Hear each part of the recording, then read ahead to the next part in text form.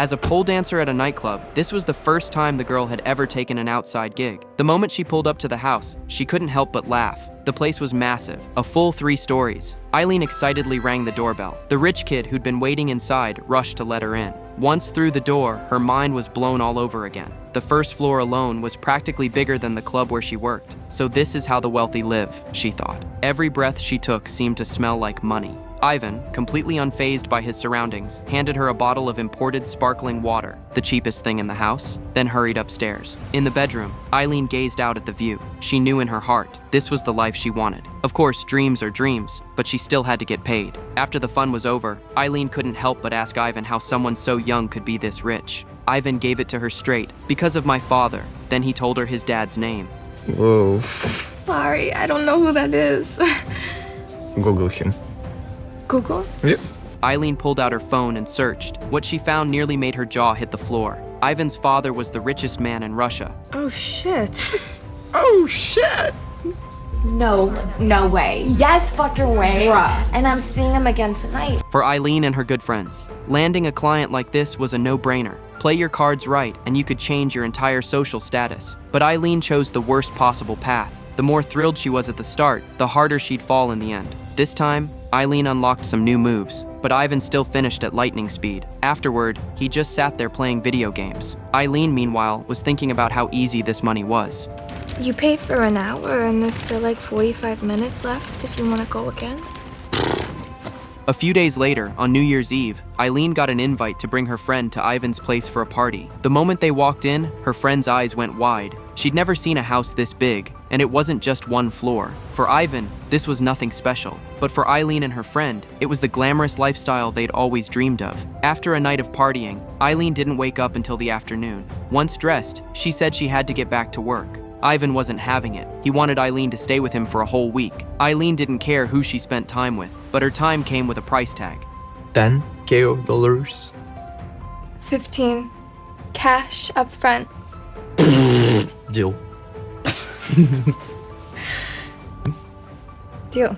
With Ivan's fat paycheck secured, Eileen went back and told her boss she needed 7 days off. Whether he approved or not didn't matter to her. A whole month at the club wouldn't even get her $15,000. After giving notice, Eileen went back to her rental, packed her bags, and dove headfirst into living like royalty. A butler drove her around. A personal masseuse waited at home to ease her stress. Multiple people came by every day just to clean the house. And the cars in the garage? Don't even get her started. Every single day, Eileen's worldview was being reshaped. The longer she hung around Ivan, the more she realized his only job was to have fun. Everyone around him, just like her, was there to keep him company. When someone casually mentioned checking out Vegas, Ivan didn't think twice. He chartered a plane and flew everyone straight to Las Vegas. At the casino, Ivan and his entourage checked into a reserved penthouse suite. Bottles of expensive liquor lined the table, free for the taking. The infinity pool was theirs to splash around in. When they got tired, they hit the tables and went all in. This crew was either partying or on their way to the next party. Moderation wasn't in their vocabulary. As long as their bodies could handle it, they'd rage until they dropped. When they finally couldn't go on, the physical therapist would hook them up with high-tech recovery treatments. Everyone else just had to bring the vibes. Ivan picked up the tab everywhere they went. The week flew by. Ivan mentioned he'd be heading back to Russia soon. His father wanted him home to work. Well, I'm gonna miss you. What? Does that, sound weird? No. And will you miss me or my money, bled? Well, your money, bled. Seeing that Eileen didn't seem to mind, Ivan felt no awkwardness either. After all, this had been a transaction from the start. But as they kept talking, Ivan said that if he could get married in America, he'd become an American citizen and wouldn't have to go back to Russia. At first, Eileen didn't take him seriously, but Ivan kept going, and he sounded more and more sincere. Looking into his eyes, Eileen would have had to be an idiot to pass up this chance at marrying into money. 3 carats. What about 4 or 5? Just like that, the two of them walked hand in hand into one of Las Vegas's 24-hour wedding chapels. In a city built on instant gratification, getting married was as simple as grabbing a late-night snack.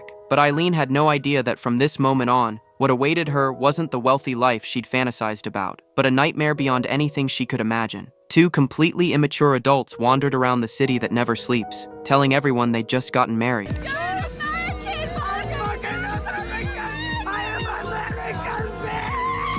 When they got back, Eileen said goodbye to her boss, her friend, and her coworkers. They hugged and parted ways. No one expected Eileen to level up so fast. On her way out, she kept bragging about where she'd honeymoon, where she'd buy her ring. Then she ran into her rival, Diamond. Diamond mocked her, saying a marriage like this wouldn't last 2 weeks, but Eileen brushed it off as jealousy. A 3-carat diamond ring now sat on her finger, and a fur coat worth tens of thousands wrapped her petite frame. Eileen was completely lost in the illusion of happiness, but reality always catches up. Soon, Priest received a phone call. He was one of Ivan's father's men, assigned to keep an eye on Ivan and make sure he didn't cause trouble. 2 weeks without supervision, and already word had spread that Ivan married a dancer. Priest didn't dare take this lightly. If he didn't handle it well, it could cost him his life. So he sent 2 of his guys to the mansion to figure out what the hell was going on. On the way, the 2 men strategized. After all, the other party was the son of the richest man in Russia. If things got complicated, they couldn't lay a finger on him. They just needed to keep things under control. Soon, they knocked on Ivan's door. Eileen froze when she saw 2 huge men standing there. The first thing they did was confirm whether the marriage was real. To their surprise, Ivan pulled out the marriage certificate. Garnick took one look.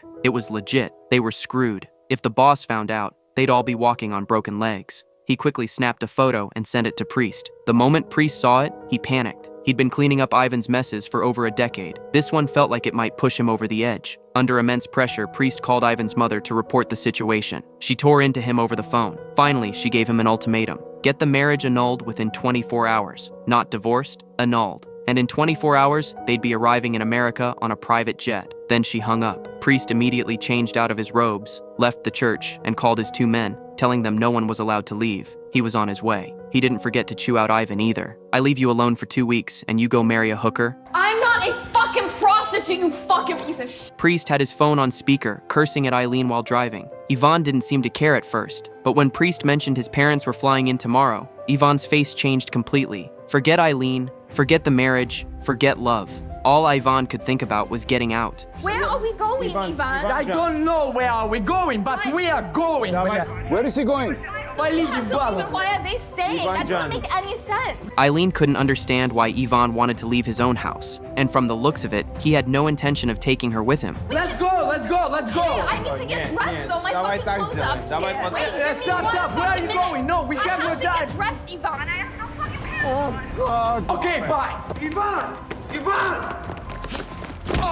Garnick chased after Ivan and nearly ate concrete. Inside, Eileen started fighting with Igor. Ivan had bolted, and now there was no way they could let Eileen run too. But Eileen had never seen anything like this. She didn't care how expensive anything was. She just started smashing everything in sight. Igor lunged at her. The furniture alone was probably worth more than his life. If she kept destroying stuff, he'd be going down with it. So he had no choice. He tied her up with a phone cord. When Garnick came back, he couldn't believe how unhinged Ivan's bride was. Even with her hands tied, she kept thrashing and still found a way to bite him. That bite made Igor want to knock her out right then and there. Garnick, not the brightest guy, grabbed a random cord to tie Eileen's legs. Big mistake. She kicked him square in the face. Eileen was fine. Garnick's nose? Fractured. Before long, Priest finally walked in. He took one look at the mess and the missing Ivan, and his head nearly exploded. Every other word out of his mouth was a curse, but the most pitiful one was still Eileen. She had no idea why Ivan ran, no idea who these people were,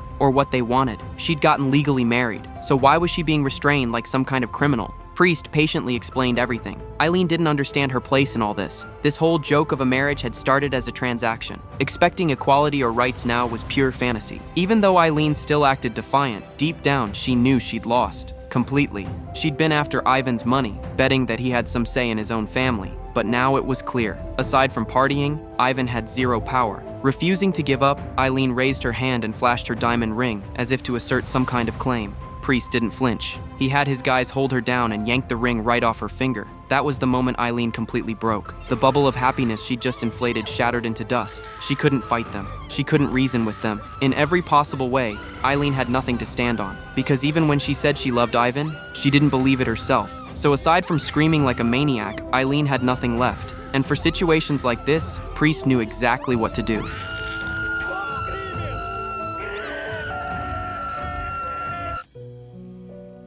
Once things quieted down, Priest called his lawyer first. He told him to get them a court date first thing in the morning to annul Ivan's marriage. By then, Eileen had calmed down a little, so he removed the scarf gagging her. Priest said that since she'd been with Ivan for a while, she shouldn't walk away empty-handed after all this trouble. But the scene Eileen had imagined, someone offering her $10 million to disappear, never came.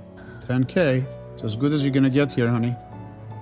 Once we find Ivan, which we will, and we get this thing annulled, which we will, is that understood? Fine. Eileen agreed to Priest's terms, but she hadn't completely given up. After all, they really were married. Even if Ivan's parents didn't approve, she at least wanted to hear what Ivan had to say. Stay together or divorce. He had to give her something. So off they went. One priest, one dancer, and two clueless henchmen. Ivan wasn't answering his phone. Priest had already scheduled the court hearing for the next morning. They had to find Ivan before then. First, they hit up one of his buddy's candy shops. When Eileen saw Ivan wasn't there, she asked the guys to call him from their phones to see if he'd pick up. But when they saw the three intimidating men behind Eileen, and she wouldn't explain why she was looking for Ivan or what her relationship with him was, Ivan's friends refused to call. They even pulled out baseball bats, ready to kick them out by force. Priest didn't waste any words. He just told Igor to trash the place.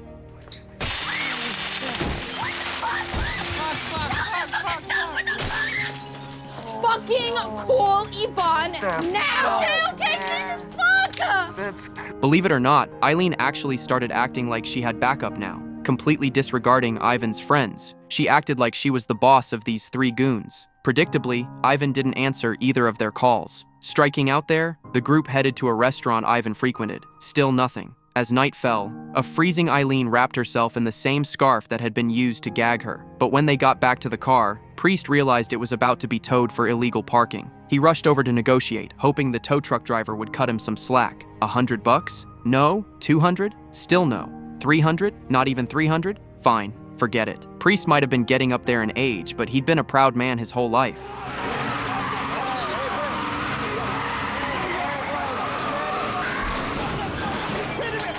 By now, Priest was losing it. If they didn't find Ivan by morning, he'd be paying with his life. No time for food. The group hit up an internet cafe, a pool hall, a coffee shop. By the end, Garnick was so worn out he was foaming at the mouth. Still no sign of Ivan. Just when Priest was ready to accept his fate, Eileen got a message from a friend. Ivan was partying at the club. By the time Priest and the others arrived, Ivan was already wasted beyond recognition. And the one serving him? Diamond. The irony was thicker than the booze. Seeing Ivan like this, Eileen didn't know whether to be angry or just disappointed. Or maybe, deep down, she felt like she didn't even have the right to feel anything. She just kept asking Ivan over and over, could they still be husband and wife? But Ivan was so drunk he couldn't even recognize his own mother. There was no way he could have this conversation with Eileen. Priest quickly moved to take him away. Eileen kept pressing, demanding Ivan give her an answer, some kind of closure. Deep down, she knew Ivan couldn't do anything in this state, but the primal fear of losing everything, especially things that were never really hers, made her act completely irrational. Watching Eileen fall apart like this, Diamond, who'd seen through it all from the start, finally had her moment. Under Diamond's relentless taunting, Eileen, with nowhere to channel her frustration, lunged at her. They went at it, scratching and clawing. They both had the strength of grown women, but none of the dignity. The people breaking them up didn't care who got hurt. They only cared about the club's property. Priest quickly dragged everyone out. The spectacle was over, for now. But Eileen, bruised and battered, was drowning in unspoken grief.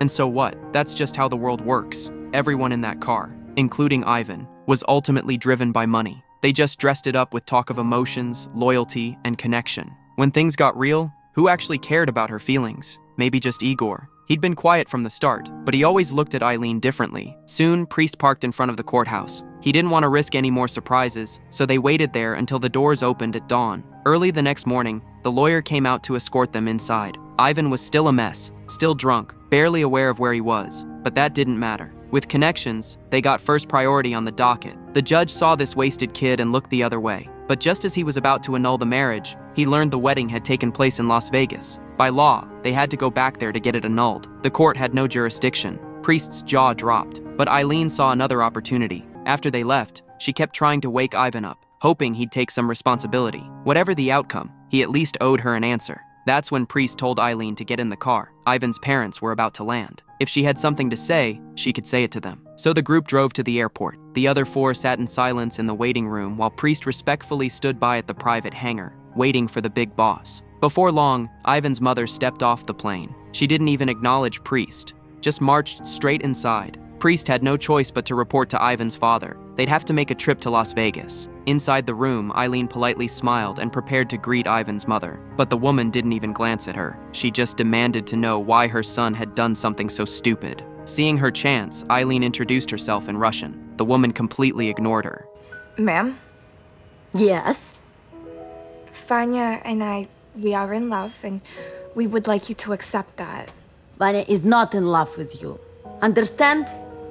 And we will not accept it. For the first time in her life, Eileen had spoken to someone with such respect, and what she got back wasn't even a shred of decency. Anger, confusion, humiliation, resentment. All that pent-up emotion came crashing down on Ivan. And the most absurd part? She asked him why he was so obedient to his parents. At first, Ivan didn't want to explain, but seeing that Eileen wouldn't let it go, he finally told her the truth about the game.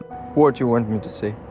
Can you understand that now we must go in the fucking plane and fly in fucking Vegas? Get it? You get it?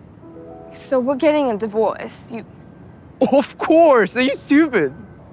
And thank you for making my last trip to America so fun. Yeah, you had fun? Yeah. Let's go. After hearing everything Ivan said, Eileen finally saw things clearly, but she didn't want it to end like this. She didn't want to walk away with nothing after all she'd been through. So she told Ivan's mother, if they wanted a divorce, she wanted half the assets. Otherwise, she wasn't getting on that plane. With that little speech, Eileen stripped away every last bit of dignity she had left. Do that, and you will lose everything. Any money you may have, although I doubt you have much, will be gone. Do you have a house? Do you have a car? All gone. Your life and lives of your family and friends, everything will be destroyed.